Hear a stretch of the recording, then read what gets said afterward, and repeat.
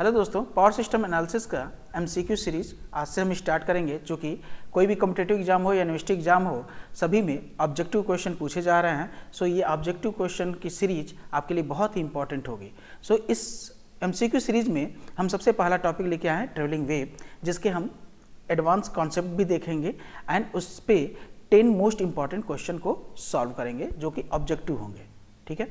सो सबसे पहले हम ट्रेवलिंग वेव समझें तो ट्रेवलिंग वेव होता क्या है।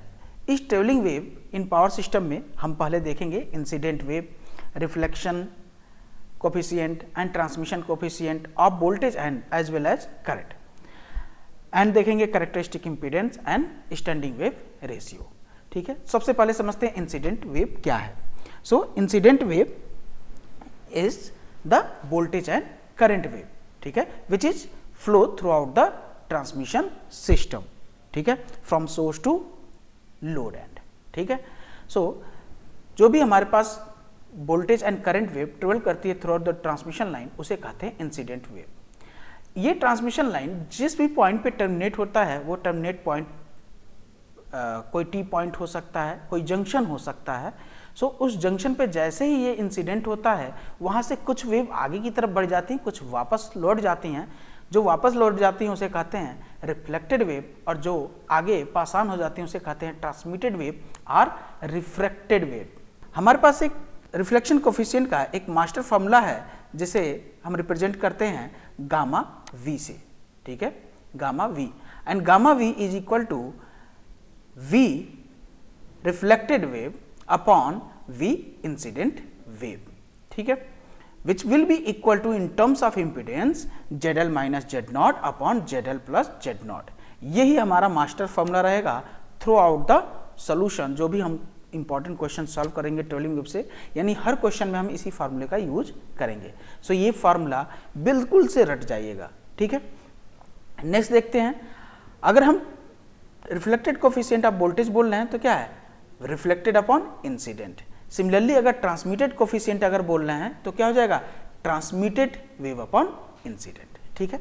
सो यहाँ से हम चारों यानी वोल्टेज एंड करंट के ट्रांसमिशन एंड रिफ्लेक्शन कोफिशिएंट का हम फार्मूला निकाल सकते हैं। ठीक है। बट वोल्टेज, रिफ्लेक्टेड वोल्टेज का फार्मूला क्या होता है, ZL minus Z0 upon ZL plus Z0, जिसे आपको एग्जैक्टली एज इट इज याद रखना है, क्योंकि अगर ये फाइंड आउट कर लेते हैं तो बाकी के सारे कोफिशिएंट हम इजीली फाइंड आउट कर लेंगे। नेक्स्ट देखते हैं ZC, the characteristic impedance associated with travelling wave, which can be calculated by square root of L upon C, which can be also calculated by the square root of ZOC into ZSC, where ZOC the open circuit impedance and ZSC is the short circuit impedance। ठीक है। Now एक और term होता है travelling wave में, standing wave ratio. What is standing wave ratio? Standing wave ratio is the ratio of maximum voltage to minimum voltage. In terms of reflected coefficient it is equal to 1 plus mod of gamma upon 1 minus mod of gamma. यहाँ ध्यान रखिएगा mod है। ठीक है। सो आपसे गलती नहीं होनी चाहिए, मॉड ऑफ गामा हम दोनों जगह लेंगे स्टैंडिंग वेव रेशियो में। अब एक क्वेश्चन अराइजेज होता है, what is the difference between incident wave and standing wave? Incident wave is used to transfer the energy from source to load end, whereas the standing wave ratio is the ratio of the maximum to minimum। ठीक है। सो ये clear हो गया। Next देखते हैं हम other coefficient का formula इस मास्टर फार्मूले से। नेक्स्ट देखें, हमने मास्टर फार्मूला बताया, हम यही फार्मूला हर जगह यूज करेंगे, where reflection coefficient is equal to gamma is equal to 1 upon Z0 minus 1 upon ZL upon 1 upon Z0 plus 1 upon ZL। इसको सिंप्लीफाई कर लेंगे तो हमें मिल जाएगा ZL minus Z0 upon ZL plus Z0। ठीक है। अब अगर हमारे पास ये टाउ गामा V है, जिसे हम टाउ V भी बोलते हैं, कुछ बुक में टाउ से रिप्रेजेंट किया जाता है। सो अगर गामा V हमें नोन है तो हम गामा I निकाल सकते हैं, means reflected coefficient of current which will be equal to minus of reflected coefficient of voltage. Transmitted coefficient of voltage क्या हो जाएगा, 1 plus reflected coefficient of voltage. Transmitted coefficient of current क्या हो जाएगा, 1 plus reflected coefficient of current, and reflected coefficient of current is equal to minus of reflected coefficient of voltage. So हम value put करेंगे तो क्या मिल जाएगा, 1 minus gamma we. सो इस तरीके से हमने देखा कि अगर हमें टाउ वी पता हो यानी गामा वी पता हो तो हम gamma I T V T I निकाल सकते हैं। ठीक है, अब बात करते हैं केसेस की। तो कितने केस हो सकते हैं टर्मिनेशन के? टर्मिनेशन में हो सकता है transmission line, transmission system open condition में हो। ठीक है, मीन्स अगर ओपन है तो जेडएल क्या होगा, लोड इंपीडेंस क्या होगा, इनफाइनाइट। ठीक है, शॉर्ट हो सकता है, अगर शॉर्ट है तो शॉर्ट पाथ के लिए इंपीडेंस क्या होता है, 0। अगर परफेक्टली मैच्ड है surge impedance of transmission system से तो जेडएल इक्वल टू क्या होगा, जेड नॉट होगा। अगर इक्वल नहीं है तो क्या होगा? इन चारों कंडीशन पे अगर हम जेडएल इक्वल टू इन्फिनिटी इस फार्मूले में पुट करें तो हमारा रिफ्लेक्टेड कोफिशिएंट क्या मिल जाएगा, यहाँ पे इन्फिनिटी पुट करेंगे तो ये infinity upon infinity, infinity upon infinity equal to क्या मिलेगा, 1। ठीक है, नेक्स्ट केस 2 में देखें, जब हमारा शॉर्ट सर्किट हो रहा है, शॉर्ट सर्किट में इंपीडेंस 0। सो अगर 0 हम यहाँ पुट करते हैं तो minus Z not upon plus Z not यानी -1, यानी हमारा reflected coefficient in case of short circuit condition क्या मिलेगा, -1। केस 3 में देखें, जब हमारा ट्रांसमिशन लाइन लोड इंपीडेंस से परफेक्टली मैच्ड है। ठीक है, यानी लोड इंपीडेंस हमारे ट्रांसमिशन सिस्टम के कैरेक्टरिस्टिक इंपीडेंस के इक्वल है, उस कंडीशन पे जैसे ही दोनों को इक्वेट करेंगे तो हमारे पास क्या हो जाएगा, 0 upon 2 Z naught and 0 upon something is equal to infinite. So हमें क्या मिल जाएगा, reflected coefficient of voltage will be equal to 0। ठीक है, अगर हमारा कोई लोड इंपीडेंस दिया हुआ है जो लाइन के कैरेक्टरिस्टिक इंपीडेंस के इक्वल नहीं है, तब हमें रिफ्लेक्टेड कोफिशिएंट निकालना होगा, जो कि इस फार्मूले से आप इजीली फाइंड आउट कर सकते हैं। तो यही हमारे बेसिक कॉन्सेप्ट थे और ये एडवांस फार्मूला था जिसके बेसिस पे हम आगे के सारे न्यूमेरिकल सॉल्व करेंगे। ठीक है, सो चलते हैं फर्स्ट क्वेश्चन पे। फर्स्ट क्वेश्चन क्या है, in the relation s is equal to 1 plus tau upon 1 minus tau the values of s and tau respectively vary as. कैसे वेरी करेंगे, जहां पे s क्या है, standing wave ratio, and tau क्या है, tau means gamma, tau are gamma is reflected coefficient. ठीक है, चाहे जिससे भी रिप्रेजेंट करें, टाउ से या गामा से। ठीक है, हमने यहाँ पे गामा से रिप्रेजेंट किया। सो अगर हम यहाँ पे देखें तो s कहाँ से कहाँ तक वेरी कर रहा है एंड टाउ कहाँ से कहाँ तक वेरी कर रहा है। अभी पिछले रिलेशन में जितने भी टर्मिनेशन केस थे वहाँ पे हमने देखा कि टाउ की वैल्यू 1, -1 एंड 0 थी। ठीक है, ये हमने देखा था। सो अगर यहाँ पे हम देखें तो टाउ की वैल्यू कहाँ से कहाँ तक रेंज कर रही है, -1, 0 एंड 1। ठीक है, चूंकि s रिलेटेड है मॉड ऑफ टाउ से यानी मॉड ऑफ गामा से, तो हम क्या कर सकते हैं, mod of gamma is ranges from 0 to 1। ठीक है, mod of gamma is ranges to 0 to 1। So s minimum value क्या हो जाएगी, s मिनिमम निकालने के लिए हमें टाउ की, मॉड ऑफ टाउ की मिनिमम वैल्यू रखनी होगी यानी 0। तो हमें क्या मिलेगा, 1 plus 0 upon 1 minus 0 which will be equal to 1। Similarly s max निकालना हो तो यानी मॉड ऑफ टाउ का मैक्सिमम वैल्यू रखेंगे, वो क्या है 1। So 1 plus 1 upon 1 minus 1 which will be equal to, हमें क्या मिल जाएगा, 2 अपॉन 0। ठीक है, सो ये क्या मिलेगा हमें, something upon 0 is equal to infinite. ठीक है, सो इस तरीके से हमारे पास s की रेंज कहाँ से कहाँ तक मिल गई, 1 to इन्फिनिटी। ठीक है, एंड टाउ की रेंज कहाँ से हो गई, -1 to 1। So the right answer is B, where s vary from 1 to infinity and tau vary from -1 to +1। Next question is, a lossless transmission line with characteristic impedance of 600 ohm is terminated in a purely resistive load of 900 ohm. The reflection coefficient is. So यहाँ पे अगर हम देखें question में तो characteristic impedance यानी ZC यानी Z not कितना दिया हुआ है, 600 ओम।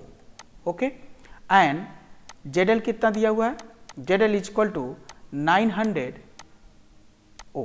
ठीक है, हम जानते हैं रिफ्लेक्टेड कोफिशिएंट का फॉर्मूला क्या होता है, tau V which is equal to ZL minus Z not upon ZL plus Z not.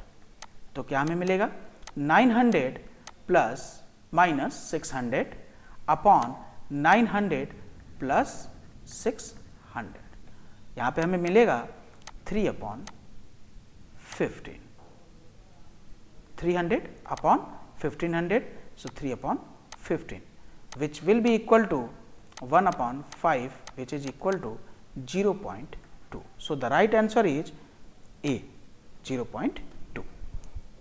Next question पे चलते हैं। नेक्स्ट क्वेश्चन क्या है? What is the value of standing wave ratio in free space for reflection coefficient tau is equal to -1/3। ठीक है, so tau is equal to क्या है? -1/3। As we know s is equal to क्या हो जाएगा? 1 plus mod of tau upon 1 minus mod of tau. तो यहाँ पे क्या मिलेगा हमें? 1 प्लस मॉड ऑफ टाउ क्या हो जाएगा? 1/3। अगर इसका मॉड ले लें, इसका मॉड ले लें टाउ का, तो हमें क्या मिल जाएगा? Mod of -1/3 which is equal to 1/3। ठीक है, सो यहाँ पे 1/3, यहाँ पे क्या मिलेगा? 1 minus 1/3 which is equal to 4/3 upon 2/3 which is equal to 2. So the right answer is 2.0 option D. ठीक है, नेक्स्ट क्वेश्चन पे मूव करते हैं। The open circuit and short circuit impedance of a line are 100 ohm each. What is the characteristic impedance of line? ठीक है, सो ZOC क्या दिया है? 100 ओम एंड ZSC क्या दिया है? 100 ओम। ठीक है, as we know the characteristic impedance can be calculated as square root of ZOC into ZSC, which is equal to 100 into 100 square root. So हमें क्या मिलेगा? 100. So the right answer is B. ठीक है, next question. when a lossless transmission line is terminated by a resistance equal to surge impedance, ठीक है, then the value of reflection coefficient. So reflection coefficient find out करना है, और यहाँ पे क्या कह रहा है कि लॉसलेस ट्रांसमिशन लाइन का सर्ज इम्पीडेंस लोड रेजिस्टेंस के इक्वल है। ठीक है, लॉसलेस ट्रांसमिशन लाइन का कैरेक्टरिस्टिक इम्पीडेंस सर्ज इम्पीडेंस के इक्वल। ठीक है, यानी ZC is equal to RL। ठीक है, so according to the formula tau is equal to RL कह लें या ZL कह लें। ठीक है, so ZL minus Z0 upon ZL plus Z0 हमें क्या मिल जाएगा? 0/2 ZC। ठीक है, सो क्या हो जाएगा? This will be equal to 0/2 ZC is equal to 0। So चूंकि ये परफेक्टली मैच्ड है लोड इम्पीडेंस से, सो ये थर्ड केस भी बनता है, यानी उसका रिफ्लेक्शन कोफिशिएंट क्या होता है वोल्टेज का? 0। So the right answer is C। ठीक है, नेक्स्ट क्वेश्चन चलते हैं। For a line of characteristic impedance Z0 terminated in load of ZR such that ZR is equal to Z0/3, what is the reflection coefficient tau L? ठीक है, so tau L का formula जो भी हमने standard देखा है, हम उसी फार्मूले का हर क्वेश्चन में यूज करेंगे। ठीक है, so tau L means reflection coefficient of line means tau V। ठीक है, in case ZR is equal to Z0/3। ठीक है, now reflection coefficient of voltage क्या होता है? ZL minus this is equal to ZL minus Z0 upon ZL plus Z0। ये standard formula होता है। ZL is equal to Z0/3, so Z0/3 minus Z0 upon Z0/3 plus Z0, which is equal to 2 Z0 minus 2 Z0/3 upon 4 Z0/3। सो यहाँ से क्या मिल जाएगा? -1/2। सो the right answer is D, -1/2। Next question पे move करते हैं। The next question is what does the standing wave ratio SWR of unity imply? ठीक है, सो अगर हम स्टैंडिंग वेव रेशियो का फॉर्मूला देखें तो स्टैंडिंग वेव रेशियो का फॉर्मूला क्या हो जाता है, 1 plus tau upon 1 minus tau, ठीक है, which is equal to, by definition standing wave ratio is the ratio of maximum voltage to minimum voltage, ठीक है। क्वेश्चन क्या कह रहा है, if standing wave ratio is unity then इसका मतलब क्या है, ठीक है, if this is equal to 1 then V max will be equal to V minimum, mean this is indicating the flat voltage profile, flat voltage profile, okay, ठीक है। Next देखते हैं, if s is equal to 1 then 1 plus mod of tau upon 1 minus mod of tau should be equal to 1, and ये ratio कब 1 होगा, जब mod of tau will be equal to 0, ठीक है, means tau must be equal to 0, and tau यानी tau V reflected coefficient of voltage कब 0 होता है, जब हमारा लाइन परफेक्टली मैच्ड होता है लोड इंपीडेंस से, ठीक है।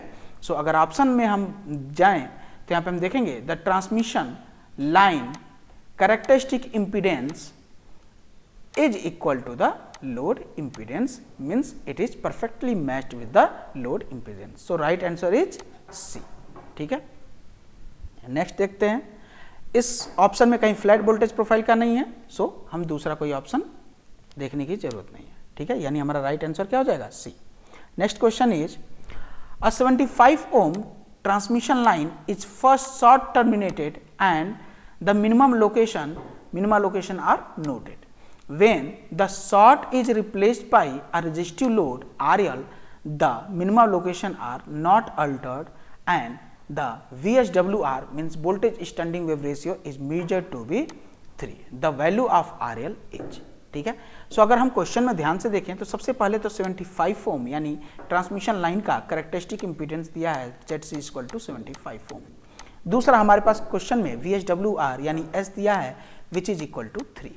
As we all know that S is related to the tau, where S is equal to 1 plus mod of tau upon 1 minus mod of tau, ठीक है। सो अगर S दिया है तो हम tau की वैल्यू फाइंड आउट कर सकते हैं। सो tau को अगर हम फाइंड आउट करें, इस फार्मूले को रीअरेंज करें तो tau will be equal to क्या हो जाएगा, S minus 1 upon S plus 1। So यहाँ पे हम देखें वैल्यू पुट करें 3 minus 1 upon 3 plus 1 which will be equal to 2/4 in the sense 1/2। So tau की वैल्यू मिल गई 1/2। क्वेश्चन क्या कह रहा है, the minimum location is not altered, ठीक है, whether the firstly terminated by short are terminated by a load resistance RL, ठीक है। So minimum location, if minimum location is not altered mean the coefficient will be unchange, ठीक है। सो ये same coefficient जब हम resistive load से terminate करेंगे तो सेम कोफिशिएंट एप्लीकेबल होगा, and as we know the reflection coefficient is equal to ZL minus Z0 upon ZL plus Z0, ठीक है। इसी फार्मूले को अगर हम रीअरेंज करें, चूंकि हमें Z0 यानी कैरेक्टरिस्टिक इंपीडेंस पता है, लोड इंपीडेंस निकालना है, तो डायरेक्ट फार्मूला हमारे लिए क्या हो जाएगा, ZL के लिए Z0 into 1 plus tau upon 1 minus tau, ठीक है।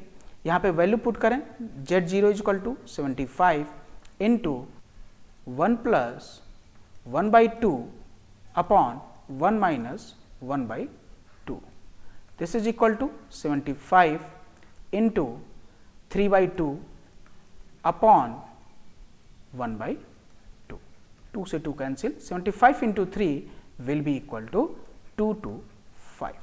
So the right answer will be 2 to 5 ohm, ठीक है। नेक्स्ट क्वेश्चन पे मूव करते हैं।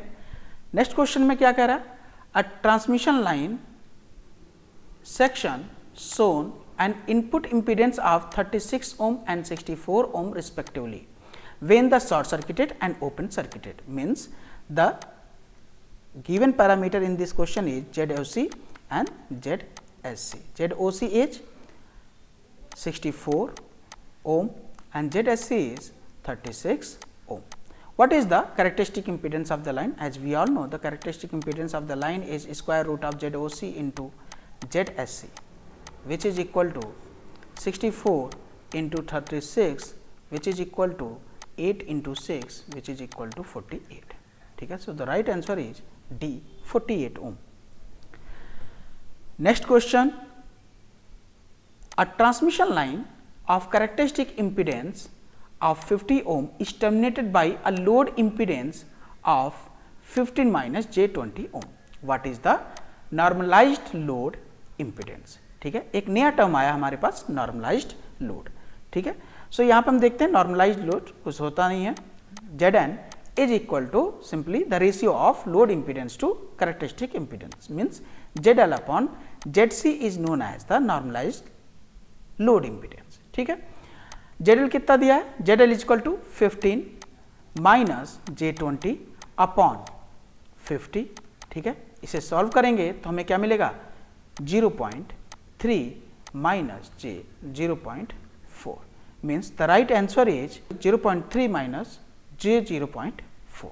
ठीक है, सो दोस्तों इस तरीके से हमने 10 क्वेश्चन सॉल्व करिए, most important question on travelling wave, जिस पे हमने देखा कि 10 के 10 क्वेश्चन एक ही फॉर्मूले अगर हमें याद हो तो हम सारे क्वेश्चन सॉल्व कर सकते हैं. ठीक है, सो आई होप कि आपको वीडियो अच्छा लगा होगा. सिर्फ आपको ये फार्मूला याद रखना है, इसके अलावा किसी भी बुक किसी भी कोचिंग का कोई और फार्मूला याद नहीं रखना है. सिर्फ वो मास्टर फार्मूला याद रखिए, स्टैंडिंग वेव रेशियो का फार्मूला याद रखिए एंड कैरेक्टरिस्टिक इंपीडेंस का फार्मूला याद रखिए. बाकी सारे क्वेश्चन इसी बेस पे सॉल्व हो जाएंगे. ठीक है, सो मिलते हैं कुछ और क्वेश्चन के साथ पार्ट 2 में ट्रेवलिंग वेव के लिए. उस वीडियो का नोटिफिकेशन आपको मिल पाए इसलिए चैनल को सब्सक्राइब प्लीज कर लीजिए एंड वीडियो को लाइक कर दीजिए. Thank you everyone, stay with us.